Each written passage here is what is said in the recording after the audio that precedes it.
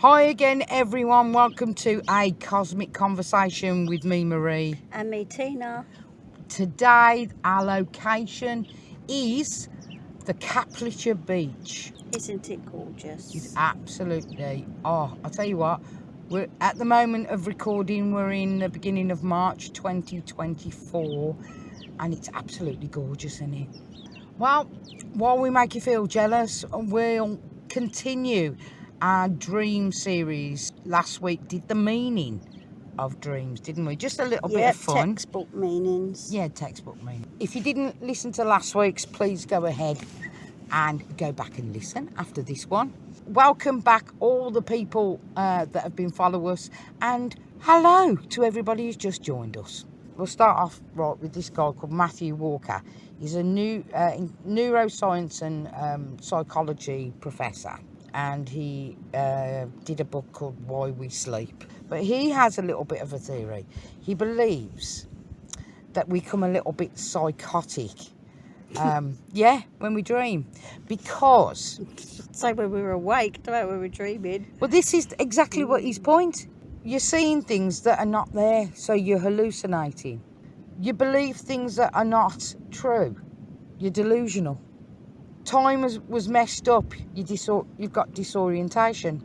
You may experience a fluctuation of emotions up and down, and last, suffering from amnesia because you may have forgotten everything about your dream. Right, this is what he says. Right, and he said you may need psychiatric or psychological treatment, if you were wide awake with these symptoms. Yeah. Do you know what I mean? But you're not. You're asleep. Yeah, exactly. You're right. But what they're saying is, like, if you displayed all these things... While you were awake? Yeah, Yeah, they'd be taking you away. Some of his things he was saying I don't agree with and that. But he was just making light of you go through these emotions when you're asleep. So he goes on to say that REM sleep, that dream sleep is like a therapy session. What's REM mean? Rapid eye movement. That's it. He does say that sleep, people say when you have an idea or something, they say, sleep on it. They don't say stay awake on it, do they? They say that if you sleep and you dream, you see things a bit clearer. You're not sure because sometimes it heightens your anxiety as well. Yeah, see, I think it makes me more creative. I mean, I become more creative in my sleep, and then I wake up and like, oh, that's actually a good idea. Matthew Walker might say a lot more things about it, but I wasn't really interested that much. It was just that little bit that he was talking about. Right, continuing with my notes. Brain sleep. Freud. We have to bring Freud into this. He was quite subjective, and he wanted anything to do with the brain included in science. He believed that it should be part of science. He says that dreams are subjective because you can't show someone else your brain visions. This is the early part of the 20th century. Yeah. Right. You can only share them when you wake up, so it's a single perspective. Freud got his patients to take each element of their dreams, the free association method, that the meanings of your dreams may be random. Paint an underlining meaning, even if it's chaotic. And Freud went with the belief that there were things that you wanted or desired but couldn't express while you were awake. It's called the book on dreams that he did. So that's something else to look on, because today we're just going through a bit of theory of what academia might say, and remember when it was wrote, because things change. There was a bloke called Karl Popper who challenged his theories. Then, with things that were more available, rapid eye movement in the early 1950s was sort of invented or exposed or brought to the forefront by two psychologists called Zariski and Clayton, or I think that's Clayton, and they discovered what is known as rapid eye movement sleep, Which I think is what is known now as Delta. Right. like the stages of sleep. Alpha is when you're awake. Yeah, delta is the deepest sleep. So that must be when REM happens at the delta. All right. It was a new method that they use the technology, EEGs. Yeah. And that's when they put the electrodes. I'd love to have been in like a sleep experiment. Somebody I know did that. Or the electrodes on your head. It records a level of electrical activity, the brain's arousal. When it's measured, it will decline, so there's no movement, as you fall asleep. So it's giving you a state, right?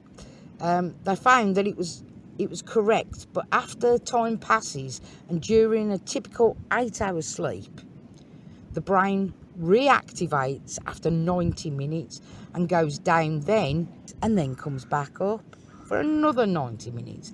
It was first called paradoxical sleep before REM. Yeah, because I've had like deep sleep, wake up, go back in again, and had two completely different dreams. Sometimes I've picked up a dream where I've left off, Jeez, come out of it, and then got back into the same dream. I've never been that lucky. No, I mean, do you understand? Yeah. Never been that lucky. It's always a regret if I did remember anything, because I don't remember much. Like I said in our last episode, I'd love to have been able to, because I always seem to hear people say, oh, when it got to the point when this happened and then I woke up. Yeah.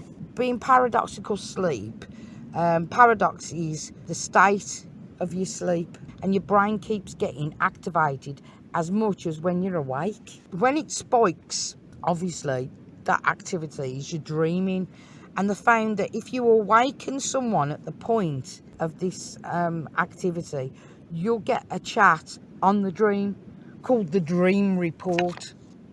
That's what it was called. And the needle, or the machine is low. You wake them up and they won't be able to tell you a thing. Oh. So when it's high and Clever. Yeah.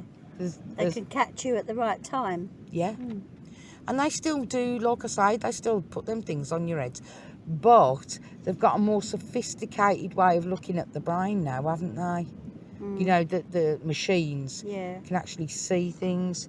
Michel Duvet, he wanted, because like they were experimenting like with this technology and seeing the needles move and everything, he went a bit further and he wanted to see which part of the brain was doing all this, which he started to experiment on cats, because cats apparently have a similar brain system to us. His conclusion was the word, after severing the brain stem. Now it comes from the brain stem, and that's a driving force to the brain, else it can't have rapid eye movement, it can't have REM. Alan Hobson, his colleague, found from brain stem cells and different parts of the brain stem that does lots of different things, not just the brain itself. It releases a neurotransmitter to the brain. Well, then that activates your dreaming. I wanted to come to another person in academia, and remember all these things are mostly from the early part of the 20th century. They have moved on quite a lot, and that's something else to go into at another time. But I wanted, like, you know, the psychologist, the relationship between the patient and the doctor. Do you know what I mean? It's completely different. So there was a bloke called Karl Jung. He had like a lot of beliefs. He's got a lot of quotes that you can look up from Karl Jung about dreams. So feel free, spit them out, to jump in. Right. He believed dreams are facts and a bigger picture of what's happening inside of you. When you say facts, so what about fantasy dreams? It's a fact. Or in another dimension? Could have done. Yeah. Yeah. He believes your dream It could be that you were crunching on a milk bottle and it tasted like steak. I don't know. But he's saying... They're all real. It's all real. It's all real. And he said, the second one is, dreams become blurry when they... Be humble in their presence. He's like putting dreams on a pedestal here. He believes what you dream is really important. It's part of you. At first, it's easy to say what they were. But as time goes on, I think we overanalyse and can't decipher what it's all about. And it gets entangled, murky thoughts, because it's harder to understand, but stay humble. And he was aware that the doctor that you're seeing may make suggestions that can change your meaning. Yeah, I said that in the last one. Yeah. Because of that, you can't have textbook meanings that are just that. Because for every single person, your dream means something to you. Yeah. You know, like we were saying about, I don't know, elephants meant this and that. Yeah. Because you're just going on what, like, or when you said about elephants, was it about their sight? They see or remember. It was their, about elephants remember things, wasn't it? And things like that. Nah. We were just doing textbook, making the point that they are textbook. So the meaning between the patient and the doctor of dreams, it blocks the facts of your dream, because you might be wanting to please the doctor. Oh, this is telling you this and that. Yeah, or, you know, what shade of green was it? And, you know, the doctor has mentioned that they like gardens. Oh, there was flowers there. It can be a suggestiveness to you. That's a bad example, but it is, you know what, a bad example? Or? No, no, you know what I mean. It's not good, for a doctor to assume that it means that, because they don't know either. Really, there's no evidence, is there? I think the other thing that Karl Jung said was that the patient and the doctor, they reach a mutual agreement and joint reflection. So listen, he's saying, listen to the dreamer. Be open to constructing new dream theories. You know, it's having an open mind, isn't it? Not doing... This is my point of doing it. Yeah. Don't be textbook. It's not a textbook experience. Take each dream as it comes. Jung he said his theory, he doesn't want to be dogmatic, strict. You know what he says, like you said, bring up the elephant again. This means this. Oh, you dreamt that the elephant was shopping in Sainsbury's. Do you know what I mean? It can mean something completely different. I mean, you got to establish context of the dream, he said, by keeping close to the dream images themselves, keeping the dream as a fact. Right? And he also said, take a dream series over a single dream. You need more info. Like you said, it carries on. You know, it may carry on. Yeah. You can... Later on, it may reveal something later linked to your dream, whatever you're talking about. This is all like inner patient confidentiality. He says, again, take dreams seriously. Over the years, they may predict things, he said, as the years went on. He's saying, they might be predictions. Listen to your unconscious mind. Whatever's going on is as important. We have the ability or inability to determine conscious or unconscious signs and message. I believe, from what Jung was saying, is what's important to you is mega important. Your images and not everybody else's, your history, what you've gone through, will create symbols in your life, in your mind. Yeah, it's personal. Yeah, and it's not the same message as everybody else. So I think we're better in the book about, no, we don't want to go with the textbook. It's a bit of fun. Interpretation requires exact knowledge of conscious state. Symbols in dreams are unique to you. Gain an understanding of mythology and archetypal images. Things in your dreams could be something that happened in history. So what's he saying? Remember about you've lived before, or? Yeah, but you're talking about what, 20th century. Now, if you're talking about today in the 21st century, you're talking about people that watch horror films, you know, alien films, monster films, and Yeah. that reflects on what they dream. Sorry. Because Yeah. they'll see them in their dreams. I've had that, you know. Oh yeah, it must have been because I watched a film last night. And that's it. It's just playing on your mind. That's not reality then, is it? If you were dreaming about the film, I don't think it's just a memory that you'd had. Yeah. But what if you can actually say, you know, somebody he was seeing, Jung, gave a description of a wheel, a certain kind of wheel, and somebody being burnt on it. And basically he looked it up, and that bloke had no idea. It was in like Egyptian times. He had no idea about this, weren't born, didn't know nothing, and basically it was true. Yeah. But that doesn't say every single dream is that. Every dream is completely different, isn't it? Yeah, it is. There's a little bit of it's like, you know, about. But I wanted to make sure, well, we wanted to make sure that it's like, it became sort of clinical. Yeah, because your dream is your subconscious. It's not a physical thing, is it? So then I think you are going into spiritual stuff. Good segue. Lucid dreaming. For those who may not know, it's knowing you're dreaming whilst you're dreaming. You gain control during this teleporting to another location, gaining new skills. Yeah, I lucid dream. I used to lucid dream a lot, especially when I was learning the cards and I was using them every day and doing meditations every day. I would lucid dream every night. Every night I would write it down when I woke up. And I, you know, like the flying through the air, going to different locations. I went wherever I wanted. I came here to Cyprus and then I went back to London.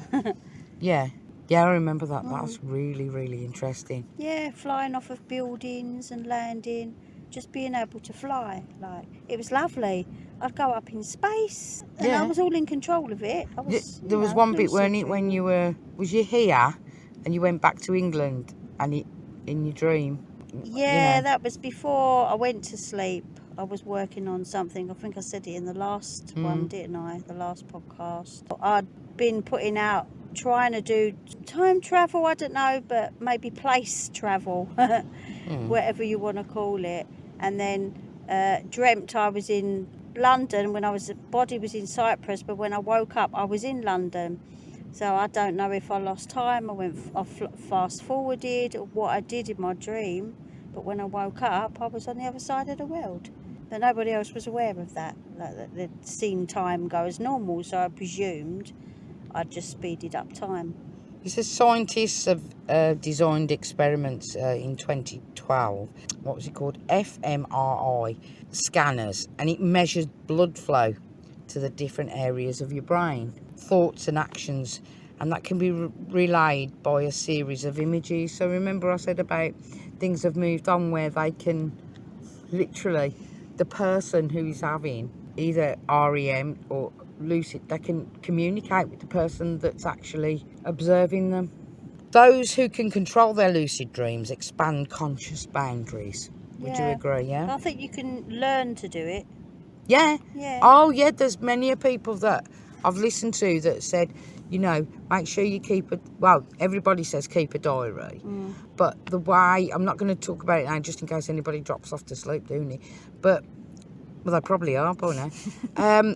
And you know, there are some fantastic films, documentaries on social media for you to go and have a look, and you can train yourself to lucid dream. Yeah. Some have had experiences of not being able to distinguish reality from dream and have been frightened. They say when that happens, honestly, this is what is said, go and see a doctor. It could be a sign of mental illness. Why do they keep coming back to mental illness? Well, what about like the night terrors thing, you know? Yeah, we haven't gone into that now at the moment, have we? Body's awake but your mind is still asleep, or vice versa. Oh, yeah.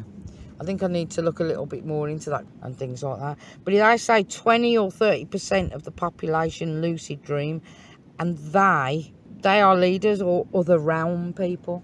It's a two-way conversation is becoming possible from person dreaming and someone examining them. That's what I said.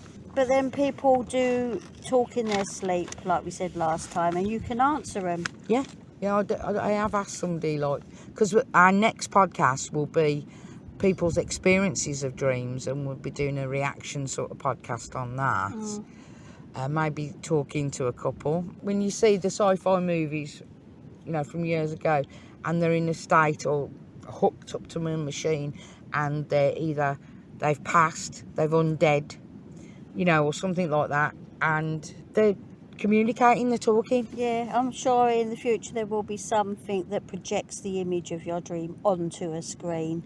Oh, I believe that. I absolutely do. Right, we're going to give you a couple of things to do that other people say. Is keep a dream diary. It improves your dream recall. Another one is while awake, have a habit of asking yourself, am I dreaming? This is about lucid dreaming. Yeah. Right? Do you know something I used to do? Pinch myself. Wow. To make sure I was... It fascinates me, the lucid dreaming, but frightens me in at the my same dream, time. I would pinch myself. Yeah. I mean, especially if unusual things are happening. Think how you got there. It's to develop a critical frame of mind while awake so that it comes over into your dreams. So you're being in control unconsciously and consciously. I believe that's what it's saying. Another one is daily reality checks. Reading, pressing your fingers against, like you said, pinching. Yeah. Press your fingers. If your finger hits your palm, you're awake. If your finger goes through, you're asleep. Oh. Do you know, it's like a little test. Yeah.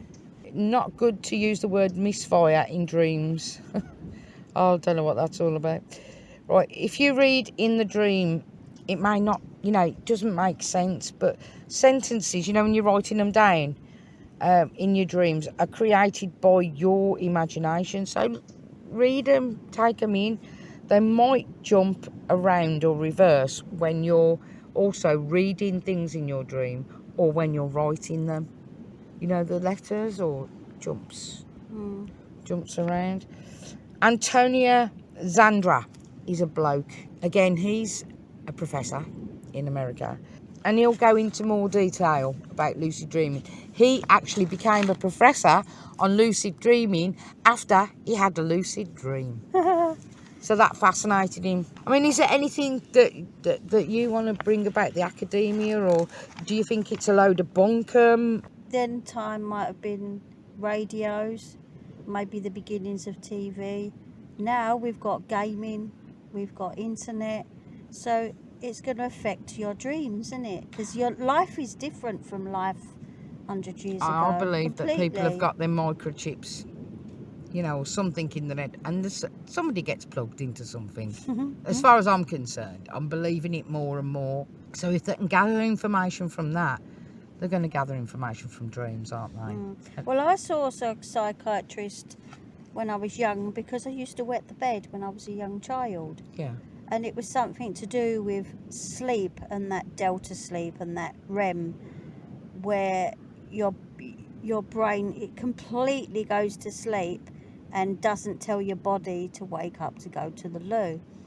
But nowadays, sometimes I dream that I want to go to the toilet and I'm running around looking for a toilet, then I'll wake up.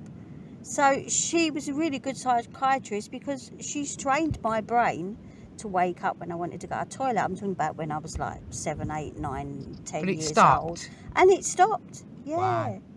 So, so now I dream that if I want to go to the toilet, not always, I'll just wake up. But sometimes I dream I'm somewhere in a public place looking for a public toilet. Really? And I need to go to the toilet, and then I'll wake up and go to the toilet. You just fascinate me, you do. Oh, God. I wish I'd have had that kind of person, Mm. because it took a very long time. I used to wet the bed She as was well. really good. And she I wish was. I'd have done, because that's what my mum used to say. You go into a really deep sleep, you do, and you don't know you need the loo. That's it. But my mum Your was brain right then, goes to weren't sleep, she? basically, Yeah. And it doesn't wake your body up to say, you know, I Yeah, need the to go to functions loo. of your bladder or Yeah. something it's not connecting. Yeah. Right, so that's a bit of academia, I just wanted to bring that to the table, because a lot of it I can guess, I understand if I've read some of the, early 20th century ideas, but it's just moved on too much now to be. Relevant. Some of it is relevant, some of it is about your relationship with the person, but first and foremost, the patient is the most important person. It's not the ego of, I think they had big egos many years ago, so just to leave it all on a little bit of a funny note. Oh God, right, you're falling asleep, you are, aren't you? And my back is burning in the sun. Oh right, yeah, because remember, whoever's listening, we are at the Kaplica beach, and I'm just loving this sun. Right, bad things to have before you go to sleep. They always said cheese gave No. you nightmares. That's a Yeah, you're It's a myth. absolutely. Yeah, it's a Used to be myth. said to me. It's Yeah. probably because I was getting big and chunky, Indigestion, probably. but no cheese in this. Grapefruit. Although it's got all these great benefits, it will give you heartburn. I've So never it'll liked be, grapefruit. Tomatoes, tyramine, yeah. Amino acids, absolutely brilliant, but it's no good for you if you want to have a good sleep. Coffee, obviously. We all know coffee, but then you say it doesn't affect you, coffee. Coffee and Coke, you drink loads. And you still sleep, don't you? Yeah. Or do you? Well, yeah, I do, but I don't have to. I can go to bed and get up so many times in the night, and I haven't had any. Was it that naughty drink that comes in a bottle? Yeah. Coke. Right. It says that because it increases your brain activity, basically. So no carbonated drinks. That's what I was trying to say. Drink a lot of water. Yeah. That's what's giving you. Dark chocolate. And dark chocolate is really, really good for, milk chocolate. Well, I don't know. It is, yeah. And all that. But dark chocolate's got some great properties. It's got the caffeine as well. And hot chocolate, that's bad. Broccoli, is it cauliflower? Having the day, but your body is working to help your digestive system, but it keeps you awake because your body still needs to, if you've had it late, your body's still working, so you won't have a decent sleep, apparently. But what's good for you, fish,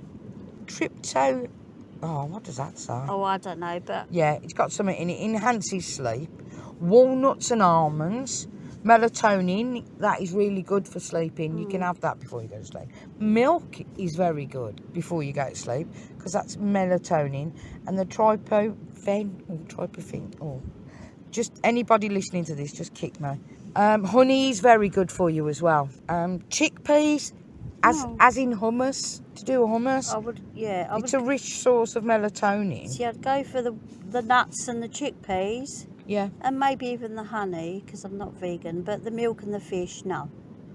Fish is so contaminated, so it affects you in negative ways. In other ways. It should have omega-3s. Milk, in cow's milk, I don't agree with drinking cow's milk. Cow's milk is meant for baby cows. Okay, so that's it really. You have been bought a cosmic conversation by the TRNC Animal Rescue Family, which you can give a donation to on PayPal. SOS Dogs 2017 at outlook.com. Well, we will say goodbye from this beautiful beach in Kaplica, Northern Cyprus, and wish you a very pleasant day or night. Sweet dreams.